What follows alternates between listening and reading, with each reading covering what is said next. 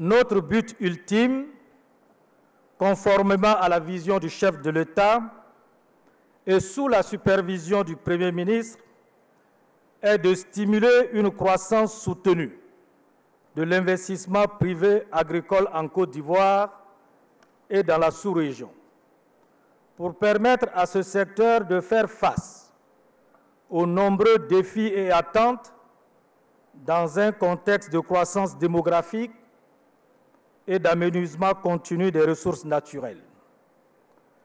Le Sahara n'est donc pas une foire agricole où l'on vient simplement acheter et vendre des produits.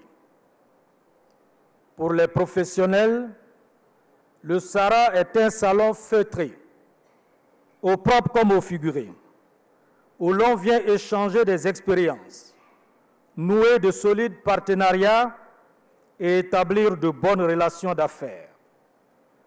Pour le grand public et les jeunes, c'est un espace de découverte et de divertissement, permettant de susciter des vocations d'agriculteurs, notamment chez les jeunes.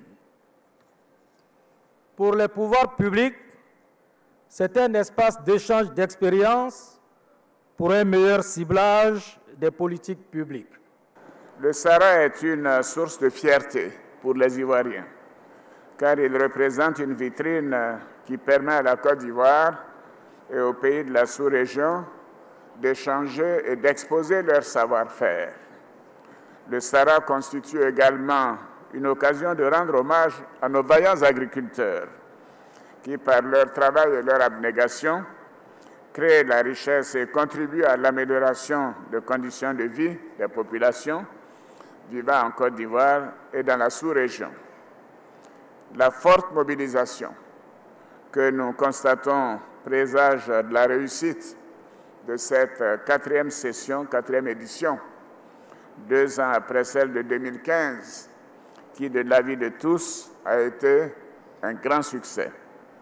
Le Sahara est un instrument de coopération sud-sud, mais aussi un instrument de coopération nord-sud. Et c'est tout le sens des efforts déployés pour assurer la participation effective des pays des 5 continents. Je suis convaincu que la plateforme offerte par le Sahara favorisera les échanges d'expériences, la concertation et la mise en relation d'affaires. Elle contribuera également à une croissance durable de l'agriculture en Afrique.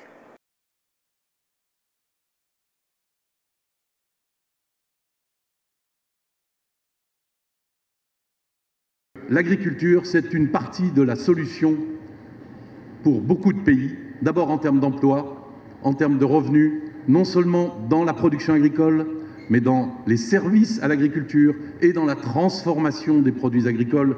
Monsieur le Président, vous l'avez amplement développé. Il faut mettre de la valeur ajoutée dans la transformation, c'est certain. Emploi. Deuxième élément, ce sont les équilibres territoriaux. L'Afrique est extrêmement diverse et chaque pays d'Afrique est lui-même extrêmement divers au plan agricole. Il ne faut laisser aucun territoire de côté. C'est un sujet d'équilibre politique interne, c'est un sujet d'équilibre politique dans les pays, c'est même dans certaines régions une question de paix et de sécurité. Et l'agriculture est une partie de la solution. Il y a le climat qui nous réunit aussi beaucoup en ce moment.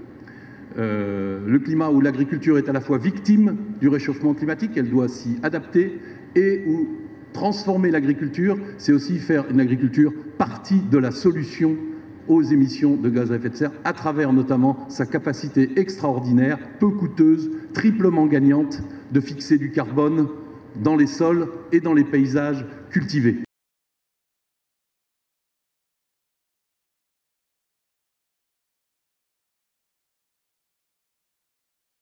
est-ce que vous savez que la raison pour laquelle vous mangez le chocolat, c'est à cause de l'Afrique? Aujourd'hui, l'Afrique produit 75% de toutes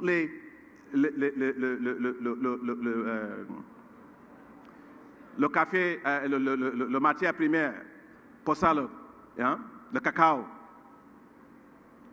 Le marché de chocolat dans le monde, le taille de ce marché, c'est 100 milliards de dollars par an. 100 milliards de dollars. L'Afrique, son participation dans ce marché, c'est 2%. Dans un marché de 100 milliards de dollars de chocolat. Mais alors, c'est l'Afrique qui produit 75% de le cacao qu'on utilise pour faire le chocolat. C'est qui gagne? Est-ce que c'est l'Afrique qui gagne? Non. Donc, j'ai discuté avec le président Alassane Ouattara et le président Akufo-Addo, les deux ministres sont là. On avait discuté qu'est-ce qu'on doit faire. Il y avait le prix de cacao qui sont tombés. La Côte d'Ivoire a perdu 1 milliard de dollars. Le prix de cacao a tombé, le Ghana a perdu 1 milliard de dollars. Et les compagnies qui font la fabrication, la production de chocolat dans le monde, ils ont annoncé les plus larges rentabilités dans leur histoire. Le même temps que la Côte d'Ivoire et le Ghana annoncent une crise. Non, on ne peut pas continuer comme ça là.